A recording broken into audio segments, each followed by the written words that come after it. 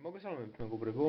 უკვე დიდი ხნიანი ცდის შემდგომ არსენალმა გამოუშვა მეორე ნომერი, რომელშიც ჩადო 1.72 მასშტაბის ტანკი.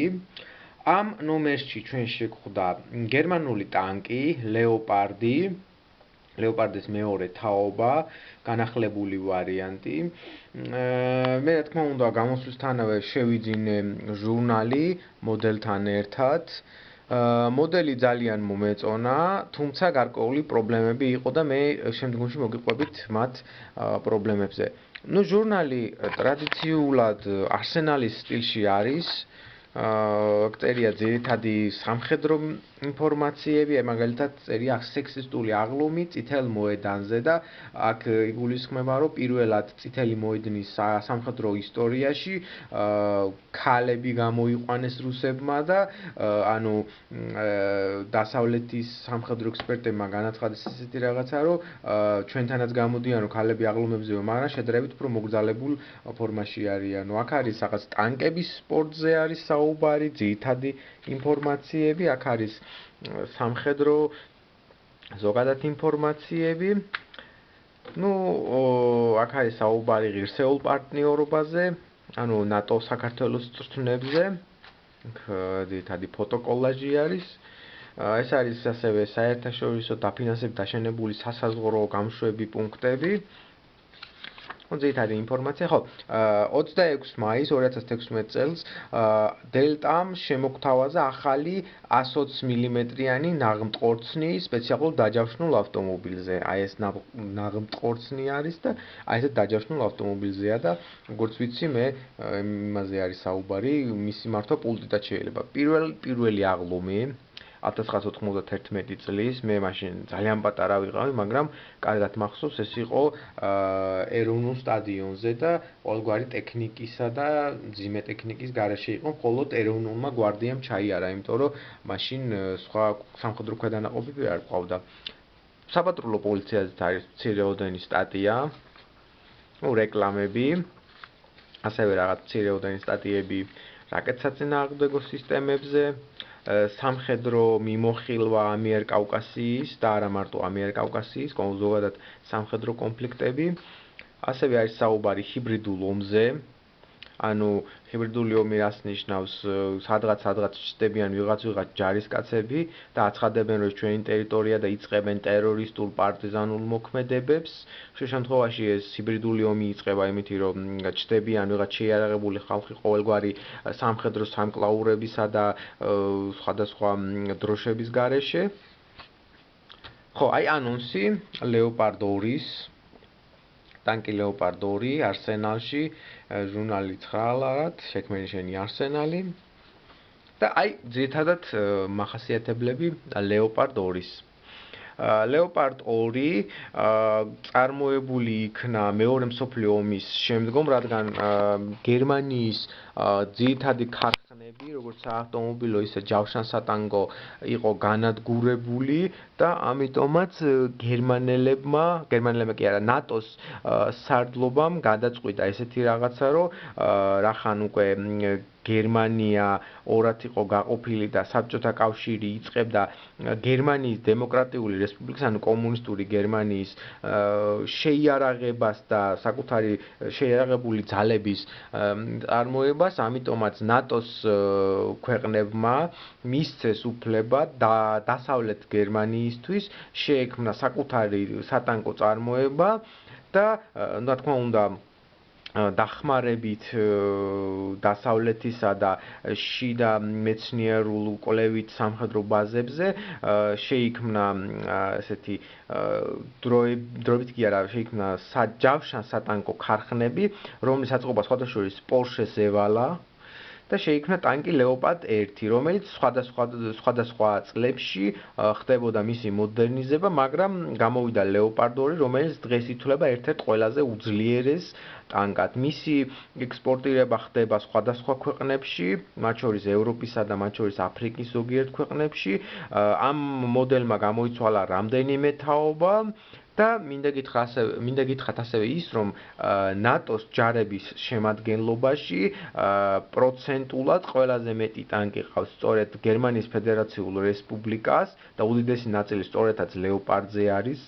ჯერ არ გამოსულა, მაგრამ ცოტა მოვლენებს წინ გაუსწრებ და დავაანონსებ იმას, რომ ლეოპარდის ტექნიკურ ბაზაზე შეიქმნა ჰაერსაწინააღმდეგო ქვემეხი, რომელსაც ქვია გეპარდი, ის ფაქტობრივად იგივე ლეოპარდია, ოღონდ რა ქვია, ეს კოშკურის მაგივრად აქვს ცოტა შედარებით დიდი კოშკურა, ორი ლულა და ამ სისტემას ძალიან თავისუფლად შეუძლია აღმოაჩინოს მცირეოდენი საფრენი აპარატი, მაგალითად ვერტფრენი ან დამტყმელი ვერტფრენი და სულ რაღაც რამდენიმე წამში ჩამოაქვთ.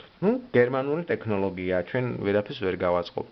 ძირითადი მონაცემები არის აქ, ასევე არის ანონსი მერკავა 3, ანუ ისრაელის ტანკი მერკავა 3, ეს არის მესამე თაობა. თუ არ ვცდები, ახლა უკვე მეოთხე თაობის ტანკებს უშვებენ ისრაელის არმიაში.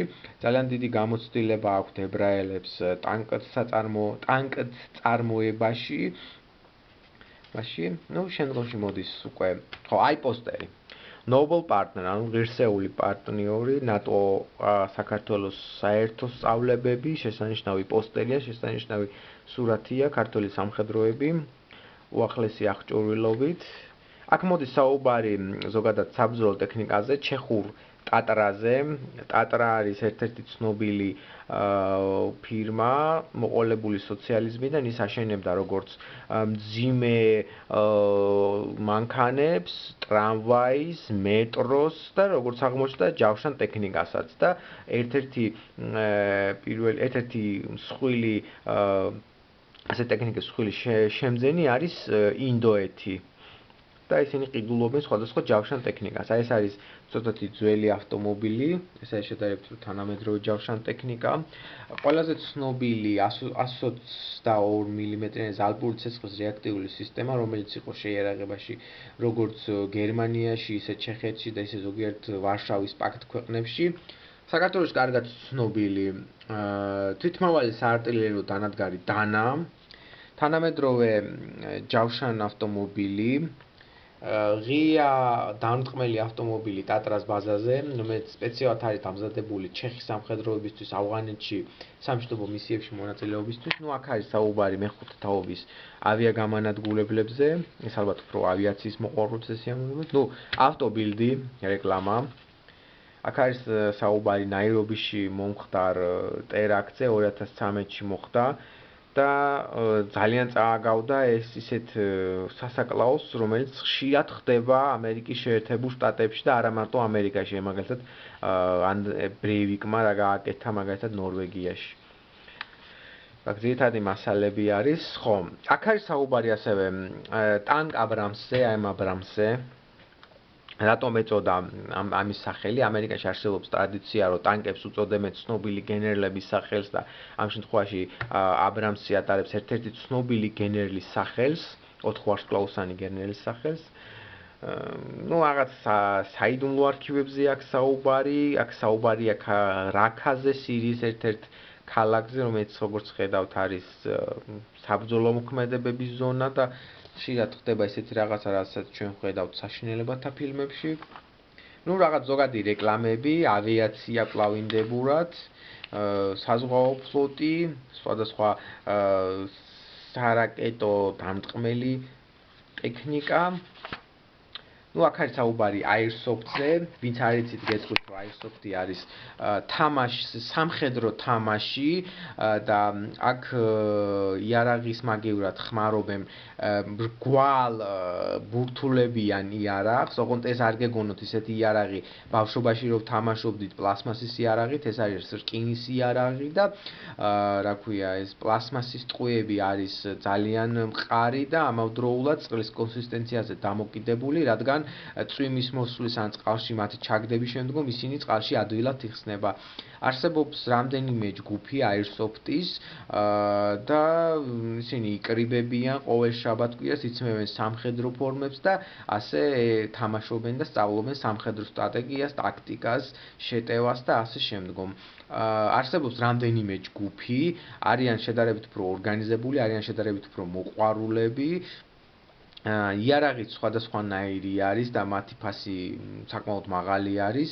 მე ძალიან მინდა Airsoft-ში წავიდე, თუმცა იმის გამო რომ იარაღი ღირს ძალიან ძვირი და შეიძლება მათი დაქირავებაც კიდევ შეიძლება, მაგრამ თუ არ ვწდები მინიმუმ 30 ლარი ღირს 2 დღე, საკმაოდ ძვირია. სამწუხაროდ მე არ მაქვს იარაღი, თორემ მაქვს დიდი სურვილი ხანდახან წავიდე მაინც და ვისროლო მაინც იარაღი. ხშირად ხდება კურიოზული სიტუაცია, როცა ესეთ სამხედრო ფორმებში ჩაცმულ ხალხს ხედავენ და გონიათ რომ რაღაც საბრძოლო მოქმედებები იწყება. ხშირად არის პრობლემა, როცა ეს Airsoft-ის იარაღები, რომლებიც რეალურს ანალოგს წააგავს და ხშირად ყოფილა ესეთ შემთხვევაში, როცა პოლიციელებს გაუჩერებიათ Airsoft-ის მონაწილეები და უკითხიათ ეს იარაღი საიდან გაქვთ და რომ ნახულობენ რომ ეს იარაღი არ არის ნამდვილი, მათ უშვებენ, თუმცა მინდა გითხრათ ეს ძალიან საინტერესო სამხედრო თამაშია, ფაქტობრივად სპორტად ქცეულია, ის მისი საფუძველი იწყება იაპონიიდან და გავრცელდა ის მთელ მსოფლიოში. Airsoft-ი არსებობს ასევე პარალელურად paintball-ისა, ოღონდ paintball-ის შემთხვევაში ეს არის საღებავი და Airsoft-ის შემთხვევაში ეს არის მრგვალი ტყვია. როგორც გითხარით, ჩვენ ბავშვობაში თამაშობდით, ოღონდ განსხვავებული არის იარაღი. აი ძირითადად მონაწილე, როგორც აღმოჩნდა, შეზღუდული შესაძლებლობების მქონე ადამიანების თამაშობენ ასეთ რაღაცას და მე მჯერავს, რომ არ არსებობს შეზღუდული შესაძლებლობები. ეს ზოგადად ადამიანები არიან, რომლებიც ამას თამაშობენ. ძალიან საინტერესო თამაშია, მე რამდენიმეჯერ ვარ ნამყოფი და რა ვიცი, თუ ოდესმე ფული მექნება იმისი, რომ ვიყიდო იარაღი, ან ვინმე მათხოვოს მაინც დროებით, აუცილებლად წამოვალ და ვითამაშებ. ავტობილდის ის არის, ანონსი არის და საუბარი არის Opel GT-ზე, ერთ-ერთ ცნობილ Opel-ზე. ზოგადად კარგი ჟურნალია ეს ავტობილდი, გირჩევთ წაიკითხოთ. ამის გარეშე ალბათ წარმოუდგენელია ლამაზმანი, ესეთი ხვილმკერდიანი ლამაზმანი შეიარაღებული, ასეთი სილამაზე არის ძალიან საშიში მინდა გითხრათ, რადგან ძალიან ბევრი მამაკაცი ასეთ ლამაზ გოგოს ვერ ესვრის, ხოლო გოგო ამით ისარგებლებს და ალბათ შუბლს დიდი სიამოვნებით გაგვიხვრიტავს. ოღონდ განსხვავებით იმისა, რომ ეს გოგო არის უბრალოდ მოდელი და მას უბრალოდ იარაღი დააკავებინეს. ასეთ რაღაცა დასავლეთში ხშირად ხდება. ხშირად წააწყდებით ასევე cosplay-ს, ანუ costume play-ს. და მოკლედ, ბოლოსში ჩვენ გვაქვს ესეთი საუბარი არის ჩეხურ პისტოლეტზე, რომელსაც ადარებენ უდაბნოს არწივს. უდაბნოს არწივი არის ცნობილი ამერიკული იარაღი, მას უშვებენ ასევე ისრაელში, თუმცა ეს არის ჩეხური იარაღი, საკმაოდ მძლავრი და საკმაოდ ძლიერი. ჩეხეთი ძალიან ცნობილი არის თავისი იარაღების წარმოებაში, ჩეზე და სხვადასხვა იარაღები აქვთ მათ. წარმოება, მათ შეინარჩუნეს ეს ქარხნები და დღემდე უშვებენ. აქ პოსტერი გვაქვს ამ იარაღის და მოკლედ ახლა მოდი გადავალ პირდაპირ მოდელზე. მოდელი არის შეღებილი ბუნდესვერის არმიის ფერებში. მსგავსად ნაცისტური გერმანიისა ეს ჯვარი დარჩა, გერმანელები ხშირად იყენებდნენ ამ ჯვარს, თუმცა მისი წარმოშობა, ამ ჯვრის წარმოშობა არის ქართული და აი ვინც ცხეთაზე ხართ ნამყოფი, ესე უბრალოდ ჯვარზე ხართ ნამყოფი, ზუსტად აი ესეთ ჯვრებს წააწყდებით, ის აიღეს ჩვენგან და სხვადასხვა ქვეყნის არმიები, მათ შორის რუსეთის მეფის არმიაც ხმარობდა ასეთ ჯვარს. ტანკი არის საკმაოდ კარგად შესრულებული, აი ეს კორპუსი არის დამუშავებული რკინისგან, სხვა დანარჩენი არის პლასმასის. და ეს ქვედანაწილი არის რეზინა. ეს რა თქმა უნდა ატრიალებს. რამაც გამაკვირვა ის იყო ის, რომ ქვემოთ აქვს სანომრე ნიშანი, ქვემოთაც და უკანაც, ესე იგი გერმანელები უყენებენ სანომრე ნიშანს, იმიტომ რომ ამერიკულ ტანკზე რაღაც ამდაგვარი მსგავსი ვერ ვნახე, არის ხშირად დეკალიები შესრულებული პალმის ხეებით, პალმის ხეა ხატია, აქაც ხატია და თორსტებს სადღაც აი უკანა ხატია კიდე. აი აქ არის, აი აქ არის კიდე პალმის ხე.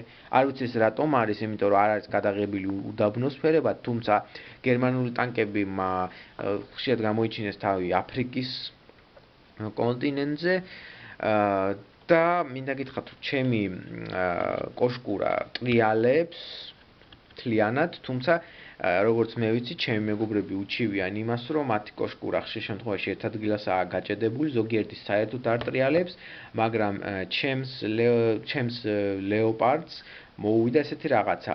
აი ეს ნაწილი იყო რატომღაც მოტეხილი და დავაწებე და კიდევ აი ეს ტყვიამფრქვევი, რომელიც არის პლასმასისაგან და არის გადაღებილი, რატომღაც მოტყდა და მისი დაწებება მომიწია. და მსმენია ასევე რომ აი ესენი არა აქვთ და კიდე რაღაც დეტალები აქვთ დამტრეული, თუმცა საერთო ჯამში ტანკი ძალიან კარგია. თუმცა მე როგორც გითხარით, ეს არის რუსული ჟურნალური სერია მსოფლიო საბრძოლო ავტომობილების გაუყიდავი ვარიანტი, რომელიც კვირის პაილეტრამ შეიძინა და 34 მოდელს გამოუშვებენ ისინი ჟურნალ არსენალთან ერთად. ზოგადად ძალიან კარგი კოლექცია გამოვა, ის ვინც აგროვებს, ვისაც უყვარს ჯავშან ტექნიკა.